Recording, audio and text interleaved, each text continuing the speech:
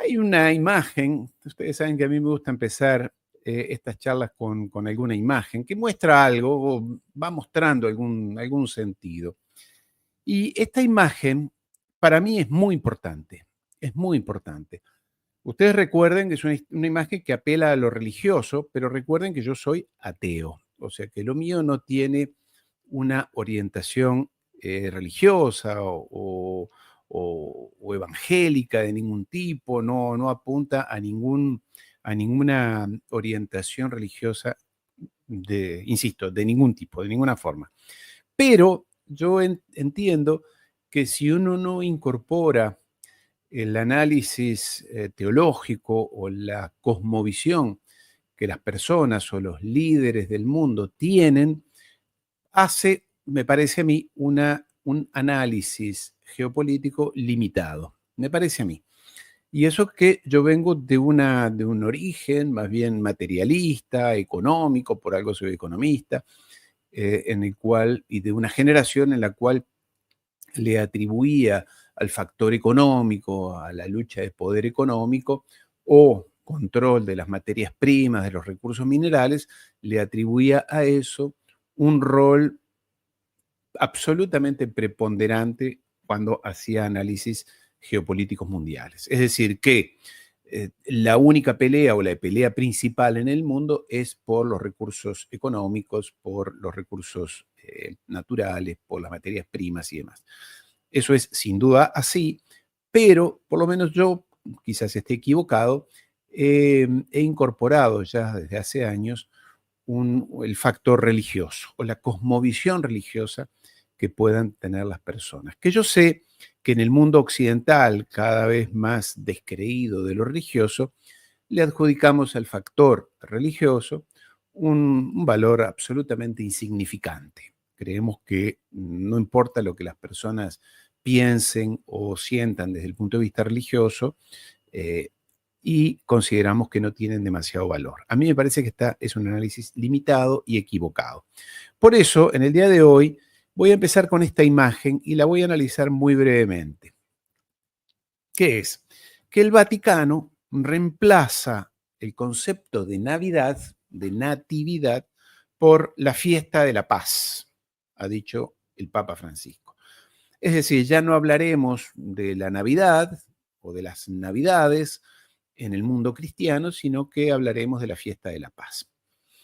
Esto uno puede estar de acuerdo o no con estos cambios. Obviamente, una vez más, yo no soy una persona de fe, tengo amigos, tengo un obispo amigo y un par de sacerdotes, con los cuales en el día de hoy, uno de ellos he tomado un café por la mañana, pero eso no me atribuye ninguna autoridad yo no soy un fiel de la iglesia como para opinar de esto.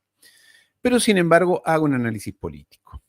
En el mundo cristiano, en la cristiandad, cada vez se avanza más desde el Concilio Vaticano II, allá en 1963-64, con el Papa Juan XXIII, se avanza cada vez más en esto de ir diluyendo la sustancia, el contenido de la cristiandad o de la cosmovisión cristiana.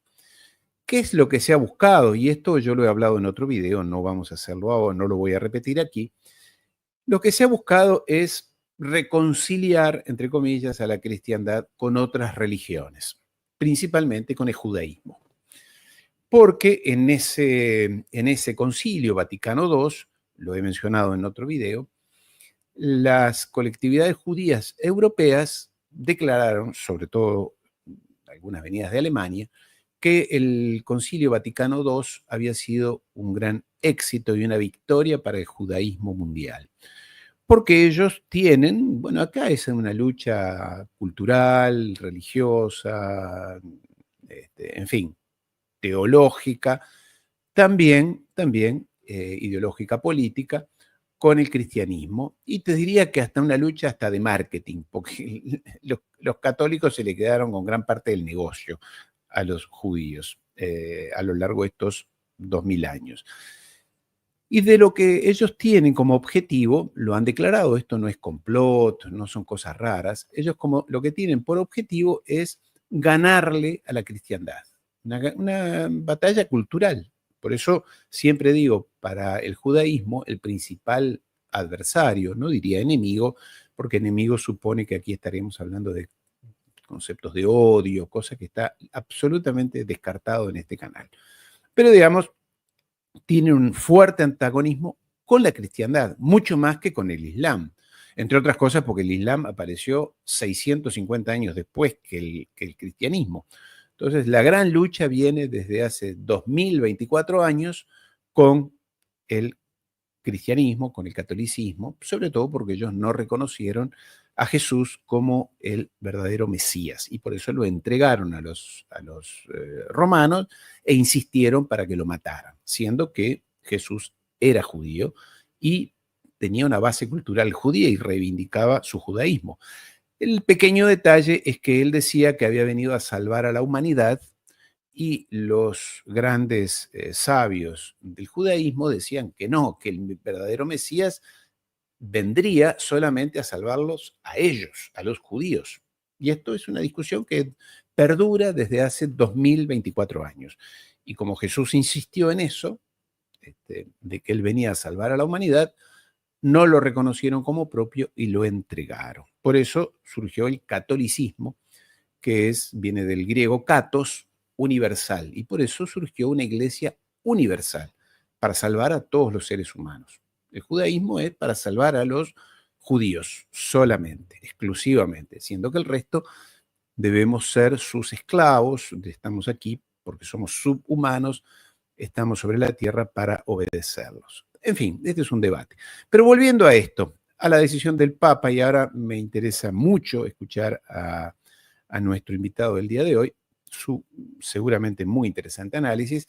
El Papa y esta decisión del Papa es la de ir vaciando de contenido, creo yo, al catolicismo, a la cristiandad, ir vaciándola de contenido. Por eso en muchos países y en muchas regiones, dentro de lo que sería la cristiandad, ya no se dice más Feliz Navidad el 24 de diciembre, se dice Felices Fiestas.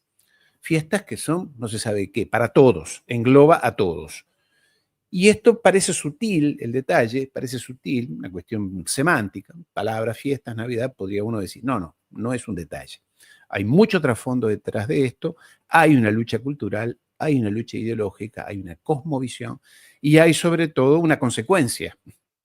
Las iglesias están vacías desde 1960, las iglesias católicas están vacías. Las que prosperan son las protestantes, en fin, las evangélicas en general. Las iglesias están vacías. Cada vez hay menos sacerdotes, menos monjas, hay menos vocación y todo. Y además esto se ha reforzado con el tema de los curas pedógilos. Pongo ese término para que las aplicaciones no me censuren. Siempre se habla de los curas pedógilos. Horrible y aborrecible crimen, horrendo crimen, ¿sí? Pero siempre son ellos, los otros no. Sí, a veces aparecen en las sinagogas, pero eso no sale en los periódicos, o sale, yo lo pongo de vez en cuando, pero no sale en los periódicos. En fin, yo creo que esto no es un detalle semántico, hay una concepción y una vocación de intentar socavar los valores de la cristiandad, de los verdaderos valores católicos, sobre todo de Occidente, para lo cual contribuye también, porque esto es un frente que tiene, esta guerra es una guerra que tiene muchos frentes, también está Soros y sus ONGs que hablan de temas como LGBT, aborto, matrimonio entre personas del mismo sexo. Todos temas, yo lo reitero, lo digo siempre y lo vuelvo a reiterar, con los que yo estoy de acuerdo. Yo estoy de acuerdo con eso, me parece normal que la vida cambie sus perspectivas, pero Soros y esta gente lo presenta siempre como un factor de conflicto, siempre busca el conflicto, el enfrentamiento, porque bueno, ellos son aquellos de dividir y vencer y ganar. Entonces siempre lo presentan como un gran conflicto de la sociedad y entonces se pelean las feministas con las tradicionalistas y la iglesia y los demás, cuando en realidad tendría que ser algo que tendría que transcurrir con cierta normalidad y aceptación, más allá de las diferencias. Pero ellos se ocupan de que sea siempre un tema conflictivo, porque es otra forma también de socavar los cimientos de nuestra sociedad. Socavar cimientos de aquí para que perduren otros. Ellos no cambian en nada, ¿eh? Ellos no cambian en nada. Basta con ir un sábado a una sinagoga, si te dejan entrar porque realmente te limitan el ingreso, y darte cuenta que ellos siguen repitiendo lo mismo. En fin, lo que importa es escuchar a mi querido amigo, compañero de ruta, Juan Antonio Aguilar. ¿Cómo estás, Juan Antonio? Buenas tardes. ¿Qué tal? Muy bien, un placer estar aquí. ¿Cómo lo ves, Juan Antonio, este Bueno, tema? a ver, lo primero es que esto es las típicas trampas de Ariel, ¿no? Me pone esto, yo ya me indigno y ya voy todo el programa indignado, ¿no? Por favor, tómate un té, un té. Yo también me indigné, no te lo voy a negar, yo también me Esto indigné. es un tema que no es trivial, ¿eh? Es decir, es un tema muy profundo. Es decir, porque en última instancia, pues habría que hablar de la fenomenología del hecho religioso, que no es trivial. Es decir, es un tema complicado, es un tema que está en la propia antropología de nuestras culturas, ¿no? Es decir, la religión, al fin y al cabo, proviene de la palabra religio, reunir, es decir, apela a un aspecto comunitario. Es decir, mientras que en la modernidad hemos ido asumiendo como si la religión fuera un hecho privado.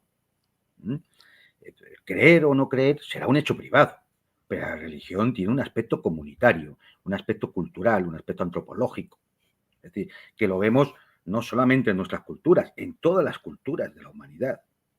Es decir, está desde que el hombre pisó, se bajó del árbol y se metió en una cueva, desde entonces está el hecho religioso. Lo vemos en las tumbas antiguas, es decir, prehistóricas, lo vemos en multitud de cosas, ¿no? Es decir, los dioses siempre han estado con nosotros, siempre han estado. Más allá de si entendemos que existen, no existen, o que da igual, han estado con nosotros.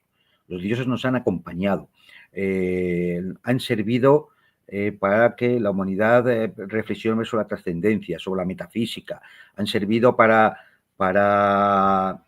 bueno, pues de alguna forma la angustia existencial y sobre todo las respuestas a las grandes preguntas, pues muchas veces han estado ahí buscándose como en el hecho religioso, ¿no? Incluso para aquel que no cree o que es agnóstico, el mismo hecho, por ejemplo, de no creer significa que tiene una idea de Dios. De alguna forma tiene una idea de Dios, pero dice, no, yo eso no me lo creo. Luego ya hay una idea de Dios. Es así, es curioso, ¿no? Entonces, claro, es decir, ¿qué es lo que ha habido aquí? En el proceso de la modernidad, lo que ha habido es un proceso de desacralización.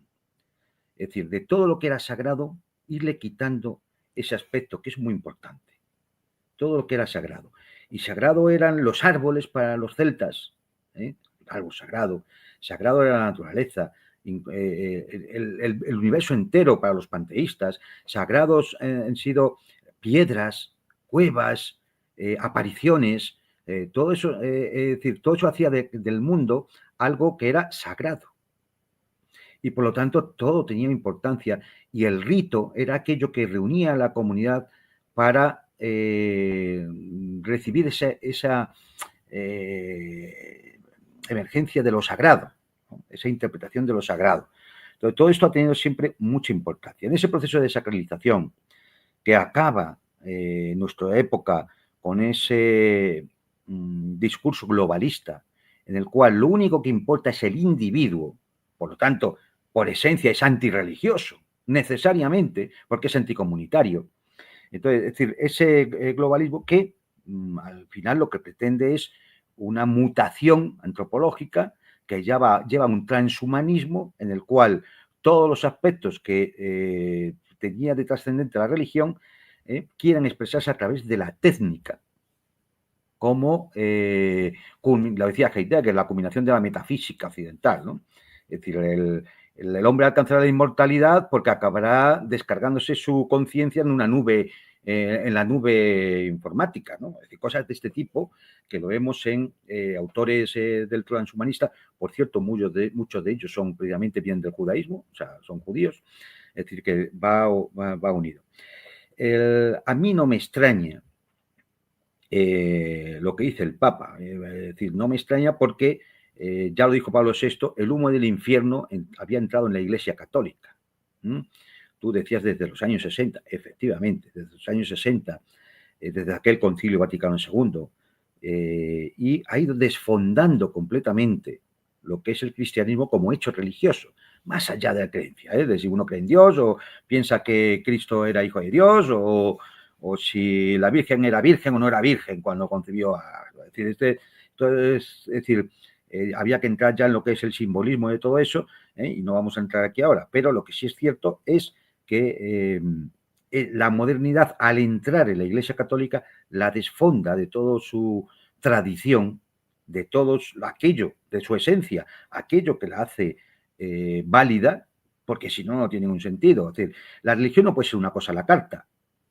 Claro. Una cosa a la carta, entonces ni es religión ni es nada, ¿no? Entonces, Claro. no, yo creo en Dios los lunes, los martes y los miércoles, el resto de la semana no. Es decir, de los 10 mandamientos cumplo 3, los otros no, porque no van conmigo. Esto no. A ver, eso es otra cosa, eso no es la religión, ¿no? Entonces, nadie está obligado a creer, nadie está obligado a ser católico, ni a ser protestante, ni a ser musulmán, ni a ser sintoísta, ni a ser budista. Nadie está obligado. Se supone que uno tiene una cultura porque ha nacido en ella, por lo tanto obedece a ciertos esquemas antropológicos, y si uno los rechaza, los esconde, o lo que es peor, lo manipula, está haciendo un flaco servicio a la comunidad. Uno filosóficamente puede ser materialista y está, vamos, absolutamente justificado. No tiene nada que ver, porque interpreta la religión desde otros aspectos que no son los metafísicos, perfectamente. Pero lo peor de todo es lo antitradicional, la contratradición. Es decir, la manipulación para invertir los valores en los que se basa la religión. Es decir, si el catolicismo se basa fundamentalmente en que se dice que es una religión del amor, lo que no puede es invertirse eso para que se convierta en otra cosa y que los valores sean otros, ¿no? Entonces, claro, ¿cómo se hace eso? ¿Cómo se desfonda? Pues empezando a cambiar todo aquello que determina su identidad. Entonces, la Navidad deja de ser Navidad y se convierte en una fiesta. El mercado de navideño, ya en algunos países europeos, es el mercado de invierno. Sí.